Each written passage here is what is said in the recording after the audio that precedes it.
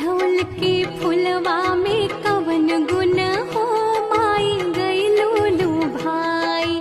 अढ़ौल के फुलवा में कवन गुण हो माई गइलो लो भाई।